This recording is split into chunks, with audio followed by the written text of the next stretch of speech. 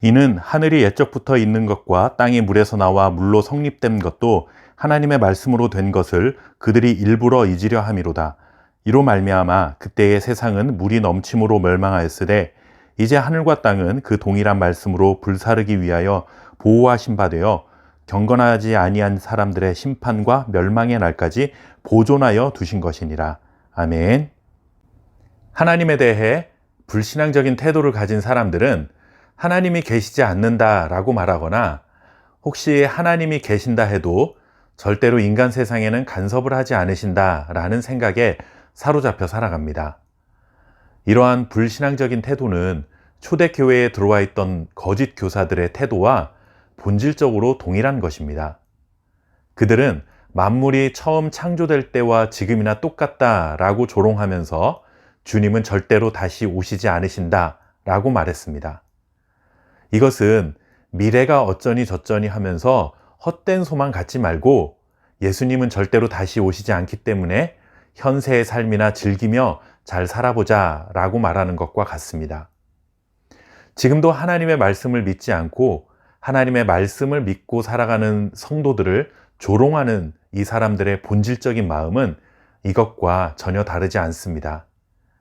그들의 마음 속에는 지금 누리고 살아갈 수 있는 눈에 보이는 이 세상으로 가득 채워져 있습니다. 그러나 베드로는 분명한 진리의 말씀을 우리들에게 전해주고 있습니다. 하나님께서 세상을 창조하신 창조주라는 사실을 이렇게 전합니다. 하늘이 옛적부터 있는 것과 땅이 물에서 나와 물로 성립된 것도 하나님의 말씀으로 되었다. 이 말씀은 하나님께서 세상을 창조하실 때에 물로 온 세상이 뒤덮여 있었는데 하나님께서는 물과 땅을 구분하셨습니다. 물과 땅의 경계를 정하신 것이죠.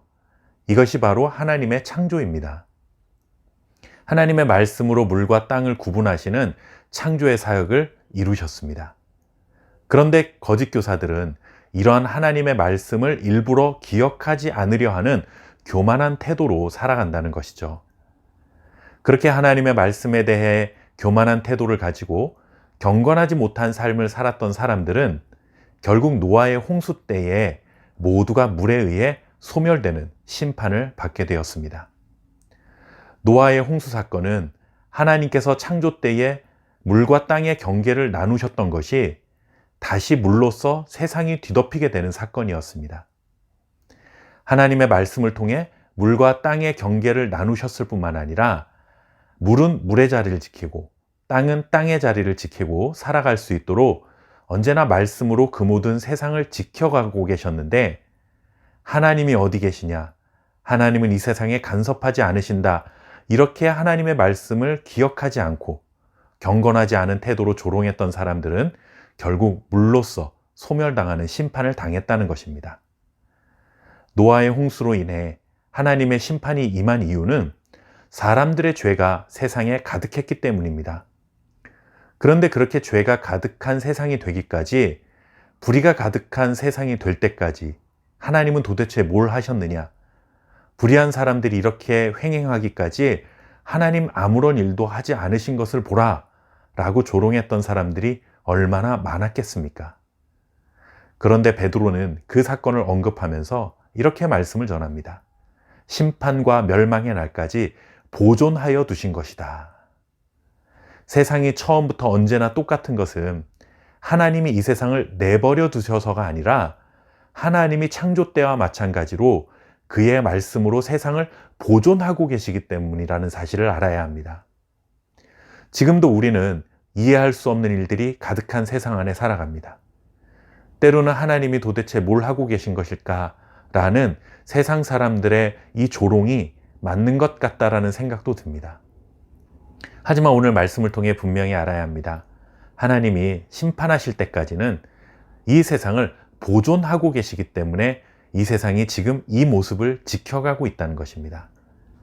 심판의 날이 임하면 물이 물의 경계를 넘어 세상을 소멸했던 것처럼 불을 통해 세상을 소멸하는 심판이 신속하게 이루어질 것입니다. 심판의 날까지 하나님께서 세상을 보존하시는 이유가 과연 무엇이겠습니까? 그것은 하나님 앞에서 불경건한 태도를 버릴 수 있는 기회를 주고 계신 것이 아닐까요? 하나님을 믿지 않았던 자들에게 돌아올 기회를 주는 것이며, 하나님을 믿는다고 하면서도 여전히 현재의 삶이 전부인 것처럼 눈에 보이는 세상을 바라보고 살아가는 자들이 이제 곧 오실 영원한 하나님의 나라를 바라볼 수 있는 기회를 주고 계신다는 사실을 잊어서는 안 될 것입니다. 오늘도 눈에 보이는 세상 안에 살아가지만 눈에 보이는 모든 세상을 말씀으로 지켜가시고 보존하시는 하나님의 놀라운 지혜의 말씀을 가슴속에 새기고 살아갈 수 있는 저와 여러분 될 수 있기를 바랍니다. 감사합니다.